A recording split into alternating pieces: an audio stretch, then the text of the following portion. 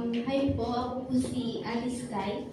So, Ate. nag-share lang po ako ng mga nagbago sa akin, kagaya po ni Ate Rachel. Dati po kasi, di po talaga ako nagsisimba. Ayoko po nagsisimba kasi akala ko yung Sunday is normal day, matutulog kakain. Tapos di din po ako nagdadasal. So, nung in-invite po ako ni Wawad, ni Ate Jen, na magsimba po dito, nag-iba po yung takbo ng isip ko na sabi ko, ay, kailangan pala magsimba kasi sabi din ni Pastor na mahalagang magbigay ng oras kay God.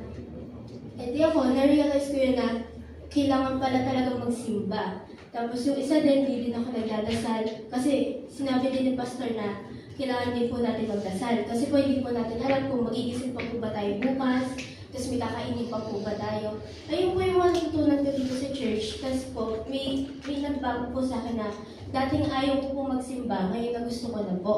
Tapos nagdadasal din po ako, excited po ako palagi sa Sunday. Palagi po ako chinachat ng pastor na see you on Sunday para po makita nga daw po ako. Tapos po, magti-thank you din po ako kala pastor, kala tita dahil naging teacher po ako dati sa Summer Church School.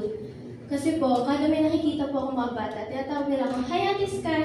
Siyempre, natutuwa po ako kasi po, kilala po nila ako bilang Ate Sky na babae, iba po yung tingin nila sa akin bilang Ate Sky, hindi yung parang galalak, hindi ako babae, parang ganun. Parang iba yung naging buhay ko simula nung pumasok po ako dito. Marami pong opportunity na pumunta sa akin na parang natanggap ko nung simula pumunta ako dito. Nag-ibanta po yung buhay ko. Naging masaya po ako dito, kaya nag-stay po ako dito ng sobra-sobra. Yun po. Thank you po.